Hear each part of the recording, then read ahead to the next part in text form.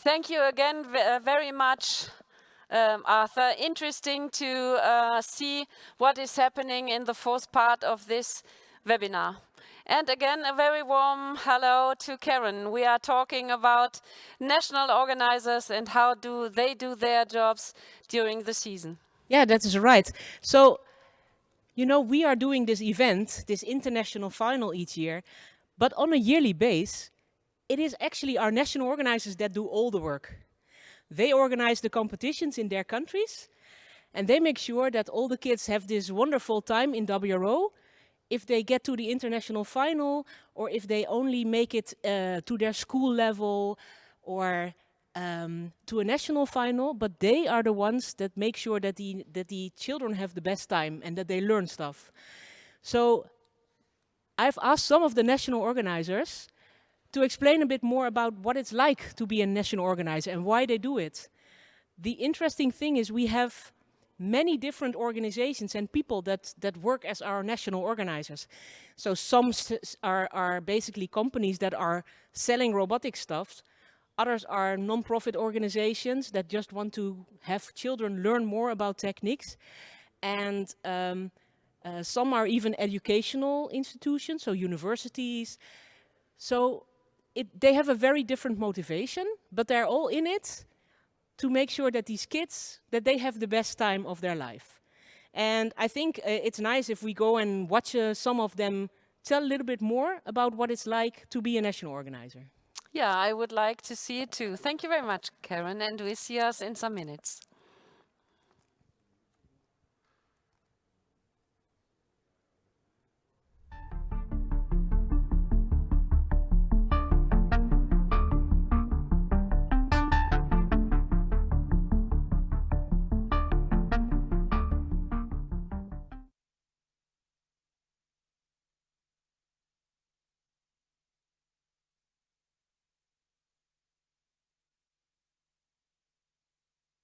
This is Ngang, and I'm actually in charge of education solutions in a Vietnam company, and we are the national organizer of the WRO since 2012.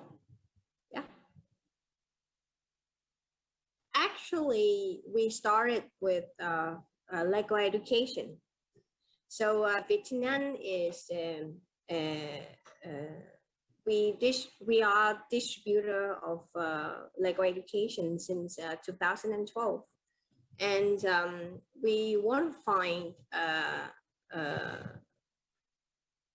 find a place that all the kids can show off the robotics motivation and also the love of robotics. And of course we hear about WRO from Lego education. And since 2012, we took one of the VIP from the government to Malaysia, and we attended the WRO in Malaysia. When we started Lego education, so of course, firstly we have to work with the government to get the approval from the government, so that we have the approval to go into the schools and set up the STEM classes and STEM clubs inside the schools. And because of that, we have to show them that we can give the students a full solution. So from in class into the competitions where the kids can actually apply what they've learned into solving problems. And that's when we had the idea to bring the VIP from the government to Malaysia to show him what is the competition about, what is WRO, and he was so impressed, and that's why we started. I will share with you the stories that I hear from the students that I have been with them for 4 years, for many years. There were a lot of teams that they keep coming back after seasons after seasons, even though that they did not win the last time, but they keep coming back. And And they share with me that every time we've done the competition, and then they came to us and they say thank you for organizing the competition. We've learned a lot from that, and then we improved a lot. And I asked them what they've learned. So they said that I've learned that even though last time I failed, but I've learned that, okay, that's failure can make me better. And then I tried. That's that's what I've learned. And I've learned from the other teams as well, how they work. And I can learn that from myself and my teams. And that's why I really like the competition and I want to come back for that.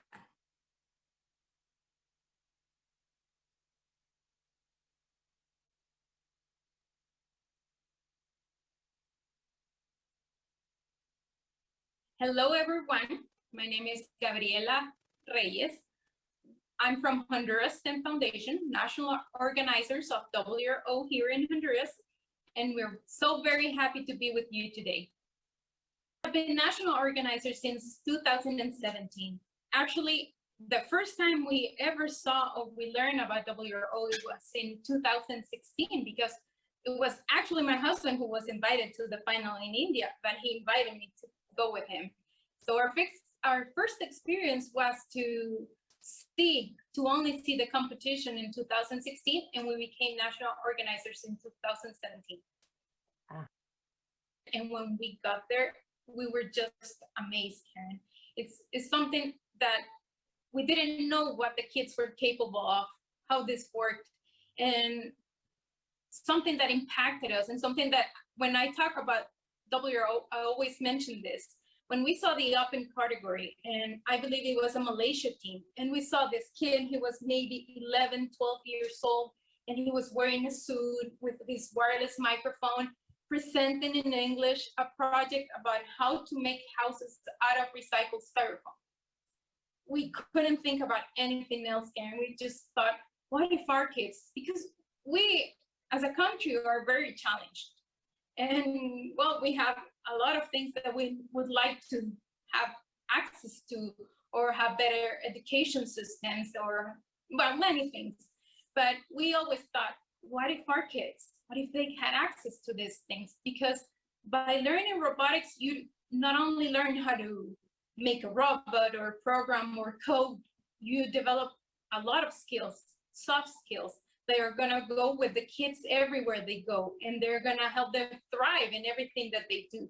So we were just mesmerized, and it always comes to my mind. And well, what we want is to have that for our kids, for our younger generations, for them to be able to think big, to find solutions to bigger problems, to be part of the solution, to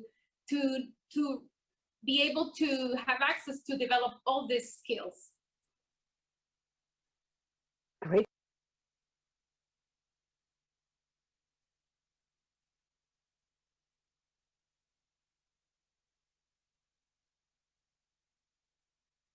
My name is Yao Okreku Irinchi.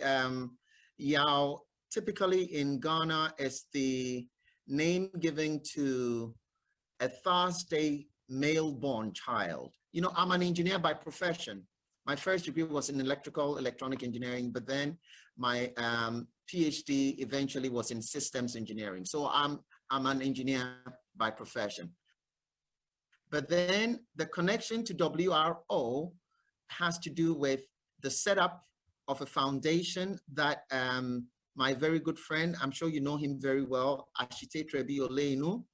He is one of the chief robotics engineer for NASA in the United States. So he's the one who set up the foundation, the Ghana Robotics Academy Foundation.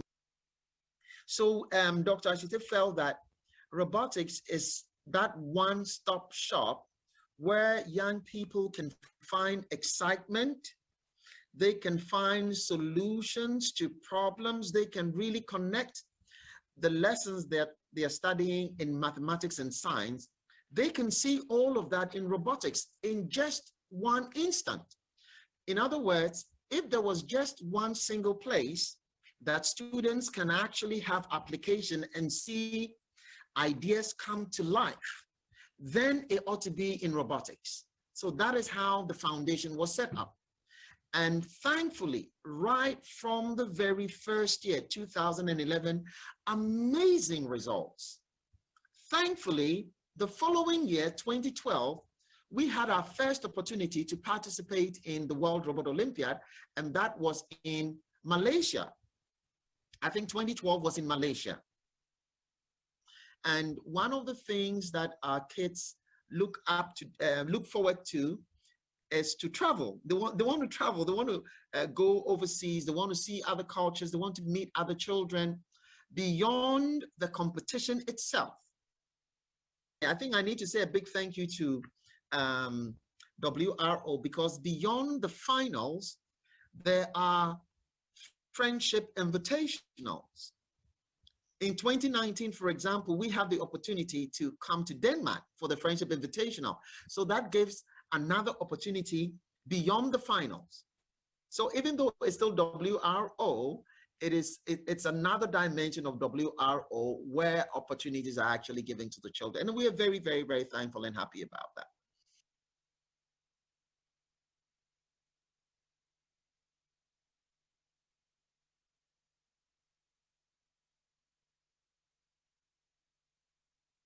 My name is Munir Abdrabbo. I am the national organizer of WRO Palestine. And I would like to take this opportunity to send my best wishes from here, from Palestine, to all WRO family. Well, we were lucky, and we joined WRO earlier in 2014, while the competition held in Sochi, Russia. And after that, we continue participation with this Nobel competition. WRO is a very, very important platform that gives the opportunity to the students and young from all over the world to gain knowledge and skills toward the 21st century skills and the STEM skills. So this is the attractive point of it. So I tried my best to engage Palestinian youth and children to be engaged in this platform and in this competition, to give them also a chance and opportunity alongside all peers from all over the world, and let them participate positively in finding creative, innovative solutions toward challenges facing the humanity. So also this enables them in future to take a very important role in global technological renaissance. Well, I tried my best to follow them up and to reevaluate the impact of participating them in WRO.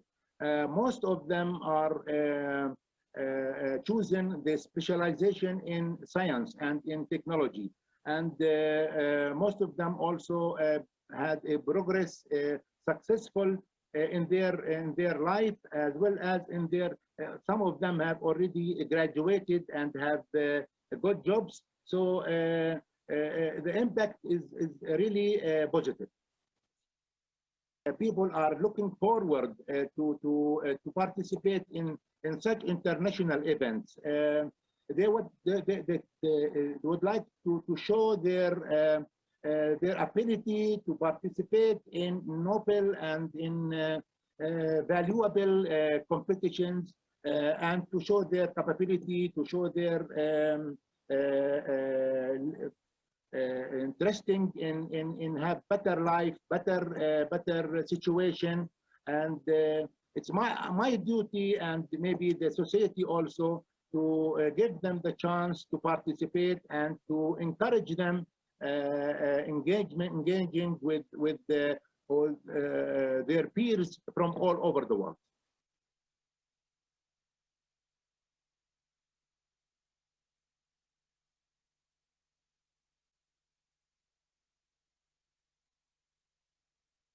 I'm Dominic Bruno from Zone 1 Robotics, and I represent Canada. We are the national organizer for WRO in Canada. We started in 2014, so it's about 7 years or 6 years. I don't know how you count that, but let's say we started with 3 teams in Sochi. That was brand new for us to go to WRO. Well, we had already competitions in Canada for maybe 10 years. So we were organizing different events, but WRO was an opportunity for our students, for Canadian students, to go abroad, to compete against other teams in other countries. So that was quite an interesting opportunity. And the philosophy of WRO and Zone 1 were compatible because we always try to promote autonomous challenges, autonomous games, not too many remote control elements. So that was really interesting, relying more on sensors and making sure you program your robot so that it can do the job. Okay. It was so interesting to meet, for the kids to meet all the other teams. The teams we brought in Sochi were only French speaking at the time. And some of the kids were really only speaking French. And when we came back, they were all saying, oh my God, I should have listened more during my English classes because, it was so difficult to interact. But they all realized that, well, English was a second language for most of the participants. So at the end, that's not an issue. It's just another opportunity to learn and to exchange. So we said, well, that's so fun that, eventually we'll bring this in Montreal in Canada. So that's another project we have been working on.